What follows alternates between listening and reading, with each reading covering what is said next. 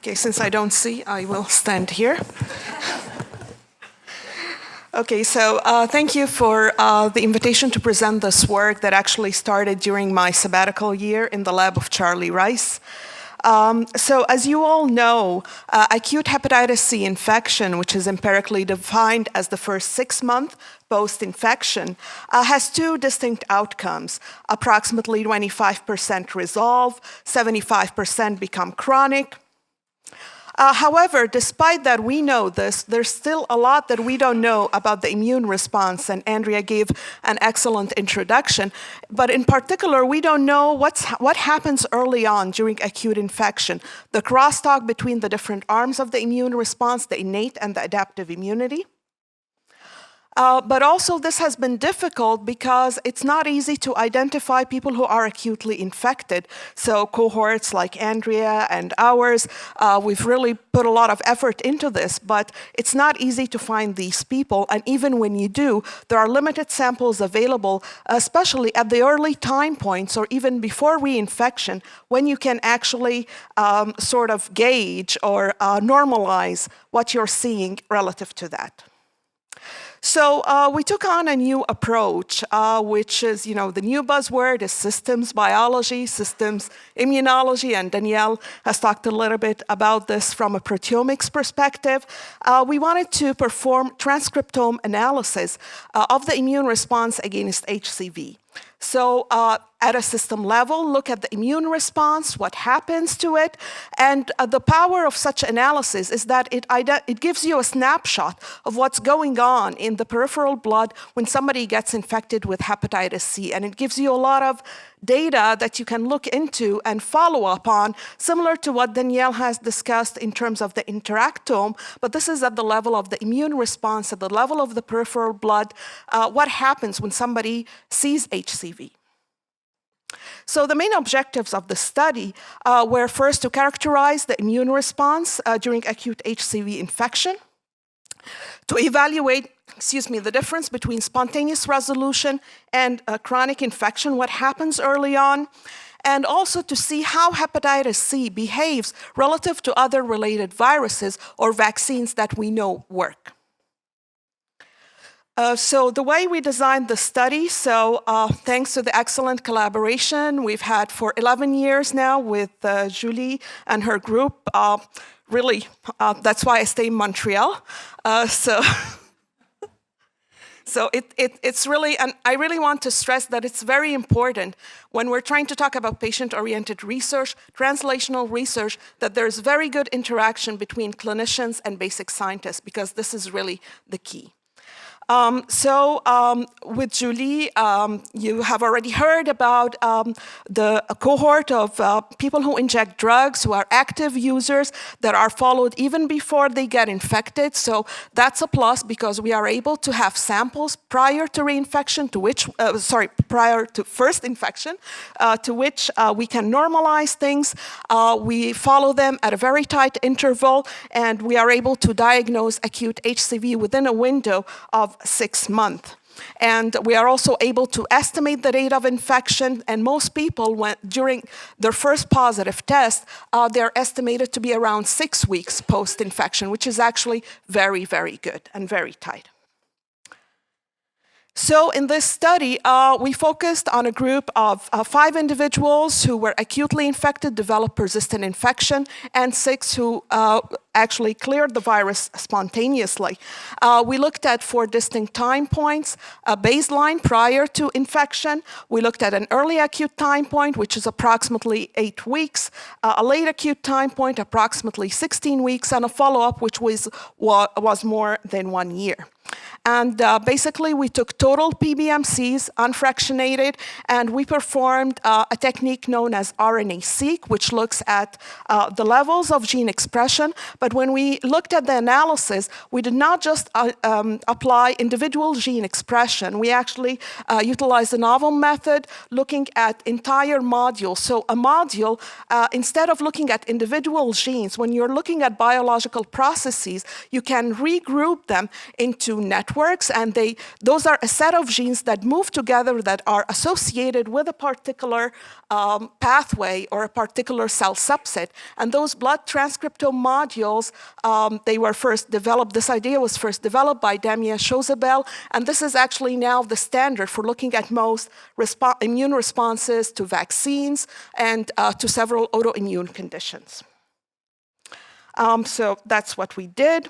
So the first thing that we did, when you look at the modules and how they are differentially regulated, so if you look here at the beginning, the first set of bars, during resolution and during the early acute infection, if you compare this to the baseline, there is approximately 40 different blood transcriptome modules that are differentially regulated in both resolvers and chronics. They may not necessarily be the same modules, but this is what we see. By the late acute phase in resolvers, nothing reaches statistical significance. But in the ones who go chronic, you can still see that there is some action going on. And by the follow-up time point, you don't see anything that is statistically significant as compared to baseline. When we try to look at these modules, we see that there are 68 different modules. Some of them intersect, so around 21 of them intersect, and there are ones that are different. So overall, there's something that's going on. How different is it? When we try to stratify this, and this may look complex, but basically this is called a heat map. So the darker the color is, the higher it is. So the red, things that are upregulated, the blue are things that are downregulated. And if you look, each one of those rows represents a patient. And if you look at the bottom, I'm not able to point, but I'll try to point here. So at the very bottom, over here, you see the ALT, AST, and also you are able to see the dark parts are the HCV RNA, which means that they are HCV RNA positive. The clear image that comes from this is that you can see clustering, sorry, I'll go back. You can see clustering into three main modules that we have identified here, or three main pathways. That are innate antiviral immunity, which is shown here in green. So these are all different modules, but there are a lot of them that are associated to innate immunity. A lot of them that are associated with B cell, they're mostly downregulated, and a lot that are associated with monocyte inflammation. If we move on, during the late acute, with the same patients, you see that with the resolver group, which is the first one here, sorry, this is not very convenient, I'm sorry. But you can clearly see that with the resolver groups, the colors go down. So as if everything goes down to baseline with the exception of the very first one. And if you look down that line, this is the one that is still HCV RNA positive at this stage. And if we move on to the follow-up, so you see that everything sort of comes down to normal. You see some activity because this is heterogeneity. These are humans. These are people who go out, interact with the world. So there is heterogeneity, but it does not reach statistical significance for the whole group. So if we try to focus a little bit more on this, so what we're looking at here are the different modules associated with the type 1 interferon response. So these circles, the darker they are, it means that this is higher, and the size represents the p-value, the statistical significance. So you can see early on, during early acute with the resolvers, you see a lot of induction of these modules. It seems to be a little bit higher than what you get with the ones who go chronic. During the late acute, the resolvers go back to baseline. The chronics are still up, and at follow-up, everybody is back to normal. And this is just a fractionation of the genes that are involved in each module. I don't want you to really lose time on this. I'm just pointing out one of the key ones, which is IP10. You can clearly see that it's upregulated everywhere. So just to show you that the modules do actually reflect genes also that we know are important. Another important observation that we have observed is that we saw a decline in the B cell signature. And those of you who know me, I'm more of a T cell person.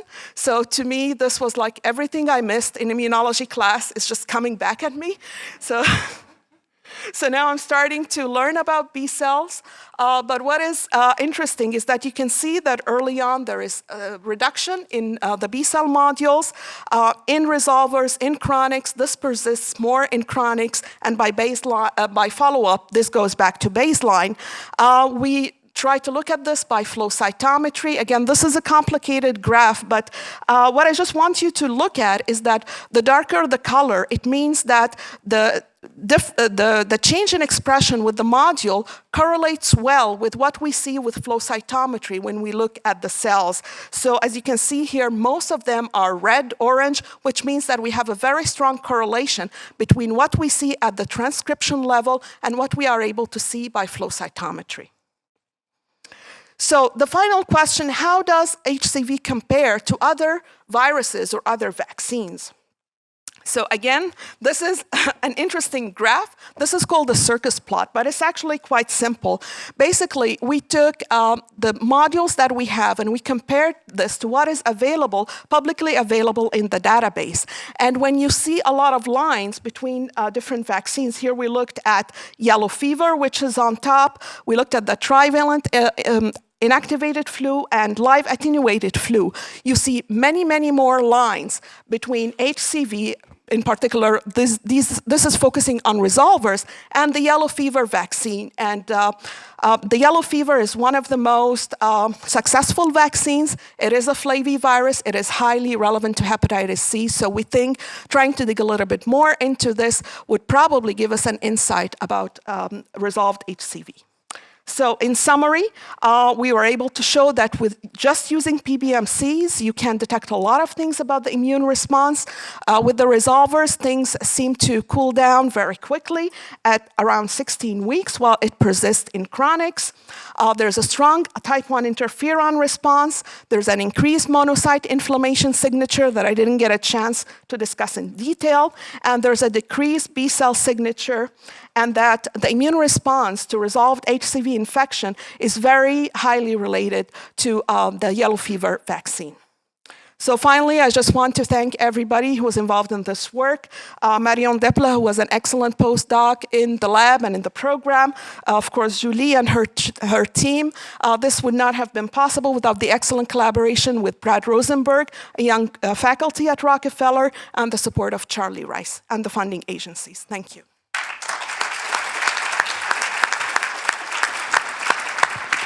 Do I have time for questions? We're running late, so I think it would be better to move on unless there's a really important question from someone. You can come and talk to me after.